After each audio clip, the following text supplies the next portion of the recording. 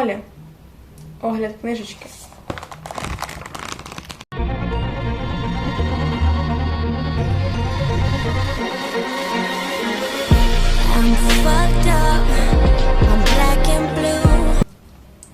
Де Молі є приквелом до 2 книжок про Аделіну.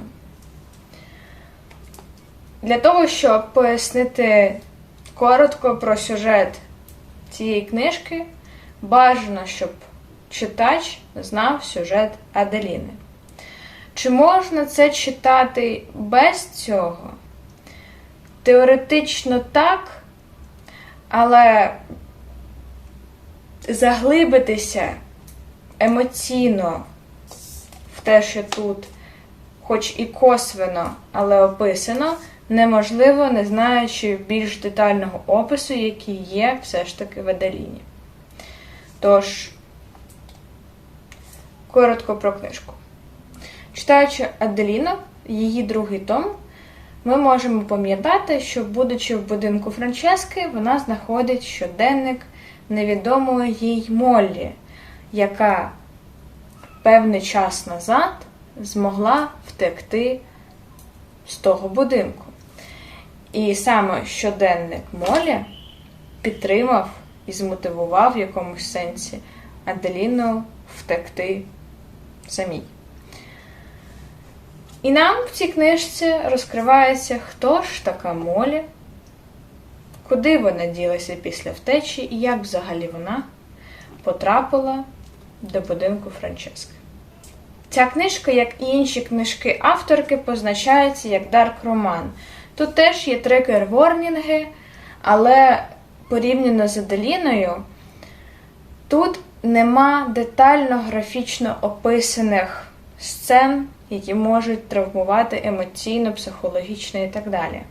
Але, враховуючи, що це приквел, і ми читаємо цю книжку і так знаючи весь пиздець, то тут якби і не треба детально знову згадувати.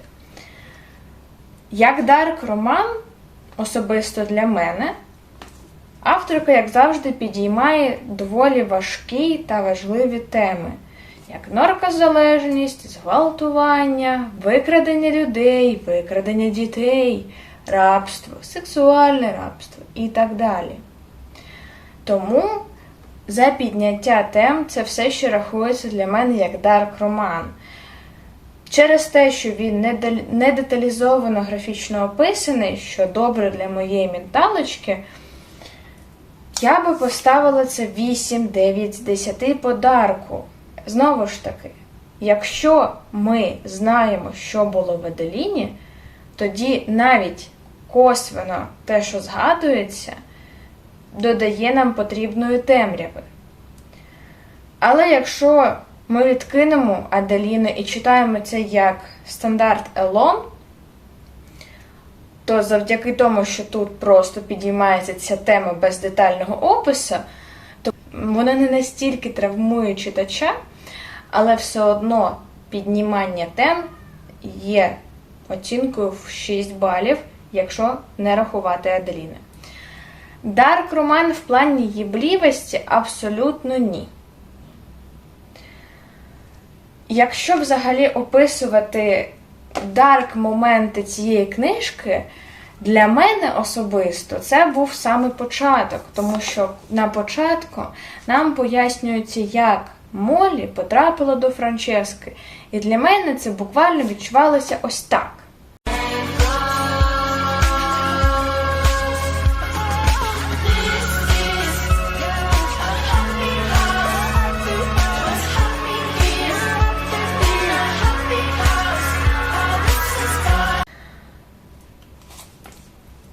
Щодо сексуального підтексту сцен, тут взагалі нема нічого незрозумілого, нетрадиційного, те, що можна часто зустріти. Тут звичайний стандартний єблівий контент. Але, якщо комусь не подобається Зейд із Аделіни, тому що він для них редфлег, то Кейдж із Моллі – це грінфлежна версія Зейда. Плюси та мінуси книжки. особливо багато мінусів чи плюсів насправді дуже важко виділити. Із мінусів, таких от не сильно глобальних, я помітила два моменти. В моменті, коли описується ситуація про сестру Кейджа, можливо, це нюанс перекладу, але там міняється її вік. Спочатку події з сестрою відбувалися на її 16-річчя, але потім Молі чомусь згадує, що він прожив з сестрою всього 12 років. І це невелика несостиковка. Другий нюанс – деякі міні-моменти в сексі викликали в мене долю крінжа. Але в цілому – найс. По мінусам це буквально все. Тому що книжка доволі легко читаєма, вона не напрягає душевні натури, моє серденько, навіть флешбеки минулого не деталізовані, окрім, мабуть, початку, але теж витримати можна. Плюси – це цікаво. Якщо читати Аделіну, то це як продовження серії для повноти колекції, саме те, що треба. Плюс є Кейдж. Це гарний чоловічий персонаж. Він такий самий власницький, obsessed man і так далі. І тут дуже багато приємних слів від Кейдж. Але для мене один із плюсів, який я би хотіла виділити, це невеликі вставки гумору. Тут гумор був доречним і дуже смішним. Тут всього 2 жарти, які я виділила, які мені сподобалися, але вони зараховуються як плюс бал. Ще один плюс сексуального контенту – це те, як їбеться Кейдж. Бо є моменти, в яких він буквально робить ось так. When I tell you to sit on my face, don't just put 10% of your body weight down. Fucking sit on it. Sit like a chair. Don't ask if I can breathe. Just sit down. Факту тут основний сюжет заключається на тому, що нам розкривається флешбеками, як Молі будувала своє життя, як вона хотіла повернутися до сестри, чи знайшла вона сестру, і як взагалі все це в неї складалося. Але якщо ми кажемо про розділи сучасності, то тут нема нічого такого, окрім, мабуть, свинок. Свинки просто по приколу просували сюжет. Вони не робили нічого особливого, але тепер, якщо в мене в друзях з'явиться людина, у якої є ферма зі свинками, я буду з цією людиною дуже обережна. До речі, якщо комусь цікаво, то ChatGPT мені сказав, що насправді свинки не можуть роздробити великі кістки, типу черепу, кісток на ногах і руках, але вони можуть так само, як в книжці, роздробити ребра, органи, пальці і так далі. Тому я виділю це як плюс, тому що вони підкинули ще один оригінальний спосіб позбутися тіла. Тому, коли читаєш першу половину книжки, то тебе переповнюють такі дивні емоції від шоку того, що з нею сталося в минулому, і те, як вона веде свій сучасний побут.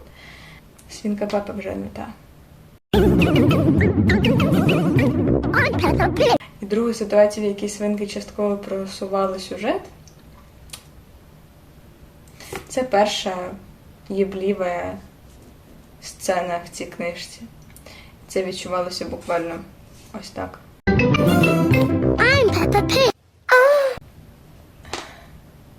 Я, мабуть, читала не так багато книжок, хоча всі вони могли бути для когось гидливими. Але їбатися можна ж було обрати інше місце. Ще, як плюс, я можу зауважити, що коли ти дочитуєш книжку, наприклад, дочитала книжку і залишається сторінок 5, начебто нічого важливого, якоїсь додаткової інформації, подяки і так далі, що саме було і тут. Тобто, грубо кажучи, Ми дочитали книжку.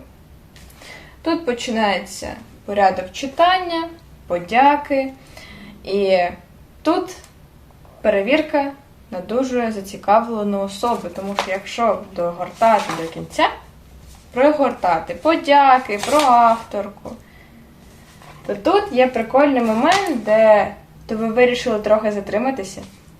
Ось вам за це винагорода. І тут розширений другий епілог, де з'являється Аделіна і Зейд. І комунікації Молі, Аделіни, Зейда і Кейджа доволі непогані і забавні, можна навіть сказати так, тому що зустрічаються два обсест чоловіки, один прям дуже специфічний на голову, інший більш його лайтова версія, але це теж прикольно. Тепер повернемося до Кейджа і його золотих слів. Я виділю декілька моментів, за які дуже часто в інтернеті його восхваляють частіше і більше, ніж Зейда. І, звісно, можна зрозуміти чому, тому що Зейд доволі специфічно фліртував з Аделіною дуже... Ну, ви поняли, якщо ви читали.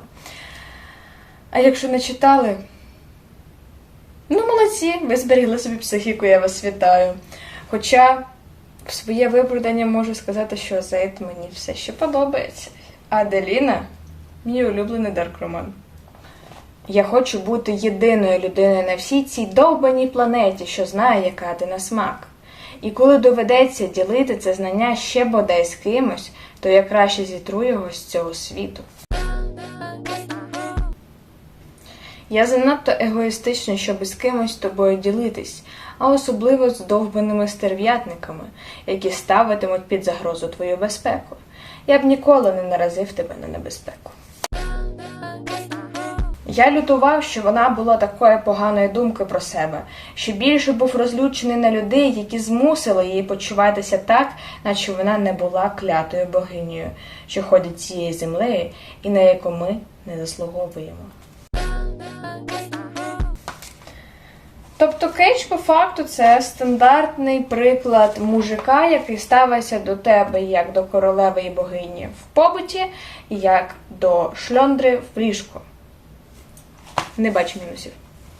І ще один момент, який я хочу зачитати, це один із жартів, який я виділила, тому що він дійсно був смішний. Мама Кейджа – мій улюблений персонаж в цій книжці. «Випий ще трохи», – заохочувала мама, доливаючи Молі у склянку червоного вина. «Якщо залишишся такою ж скованою, як оце зараз, боюся, що мій син одружуватиметься з дерев'яною лялькою. Йому доведеться витягати шпички зі свого гівна небесні», – застогнав я. «Годі балакати». «У такому разі я обов'язково придбаю для нього збільшуване скло», – сказала Молі, вигнувши один куточок губ. «Для шпичок чи для його пеніса?» «Ма!»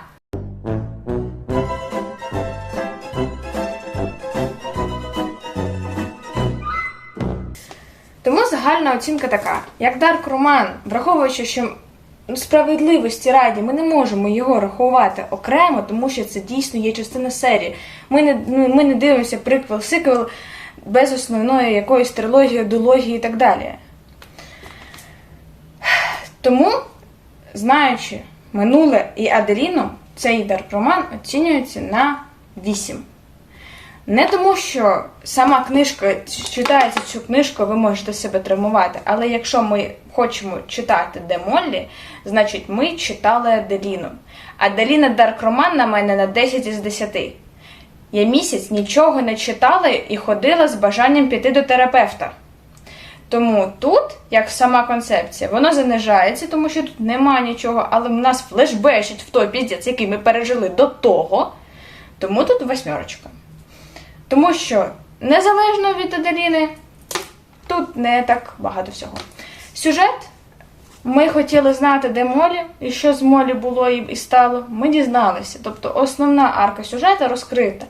Чи було це до біса цікаво? Моментами так, моментами це був просто розділ ні про що. Але на наші питання книжка відповіла. закінчилася добре, тому я поставлю їй 6 із 10. Якщо б вона була незалежною книжкою, ну, не. Тому загальна оцінка Демолі в мене все ще буде десь 6 із 10. Тому що плюсик за гумор, плюсик за свинок, плюсик за Кейджа. І ще, можливо, декілька моментів, як просто суцільної концепції серії про кота і мишку. Чи буду я це радити? Якщо ви читали Аделіну і вам сподобалося, то ви захочете мати повноцінно розкриту історію зі всіх боків. Тому я буду радити. З іншого боку, якщо ви читали Аделіну і вам похуй, де там Молі, можете це не читати. Теж як варіант. Якщо вам не сподобалася Аделіна, а я таких людей, на жаль, знаю, то вам і це, я б не сказала, що це вам не сподобається, і тут нема нічого такого травмуючого, як в Аделіні, але вам нема сенсу читати Демолі, якщо ви не поглибилися в Аделіну. Тому, я думаю, з Демолі ми закінчили. На цьому все. До нових книжок.